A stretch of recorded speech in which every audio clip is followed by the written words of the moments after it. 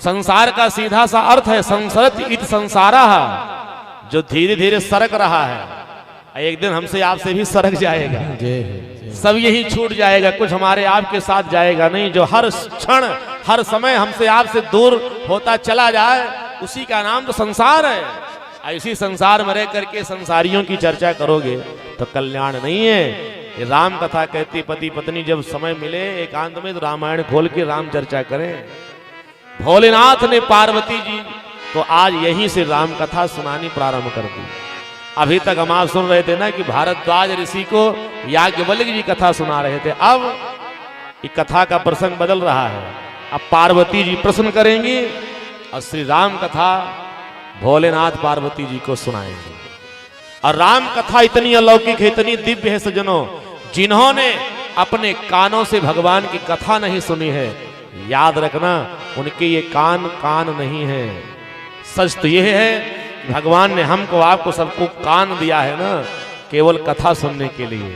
और कथा ना सुन करके संसार के प्रपंच को सुन रहे हो तो अपने श्रवण इंद्रिय को यानी अपने कान का दुरुपयोग कर रहे हो।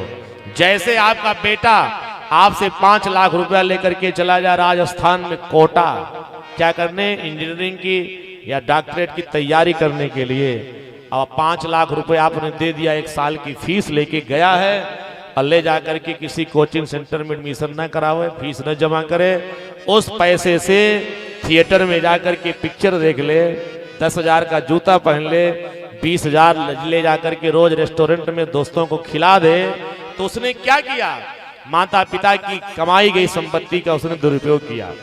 भगवान के द्वारा जो हमको आपको ये शरीर मिला है, उनमें जो कान मिला है ना, भगवान कान दिए हैं जानते किस लिए, केवल कथा सुनने के लिए। लेकिन कथा ना सुने तो हमने आपने क्या किया, ईश्वर के दे गए उस सजनों दिव्य शक्ति का हमने आपने दुरुपयोग किया है।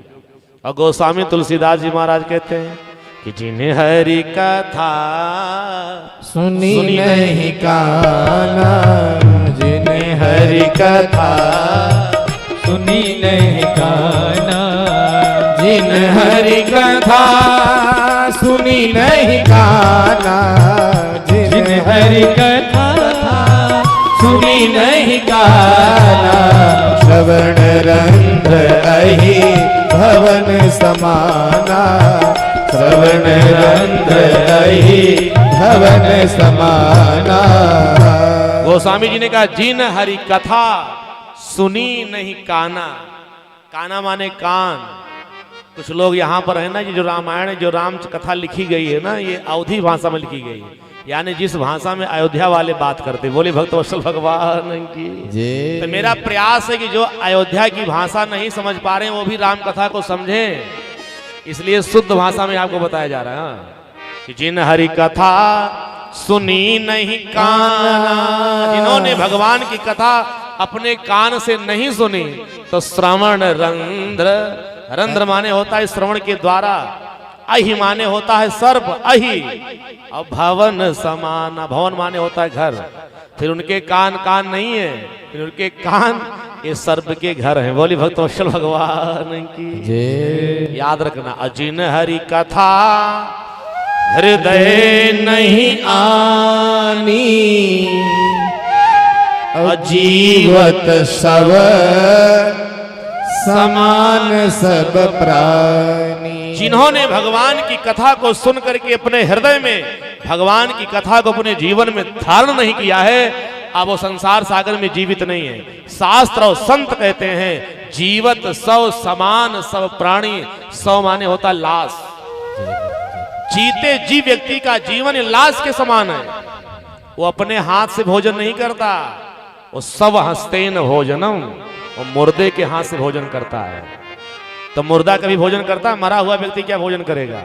ये राम कथा कहती है जिन्होंने भगवान की कथा नहीं सुना, उनकी पूरी शरीर ये मुर्दे के समान, लाश के समान है।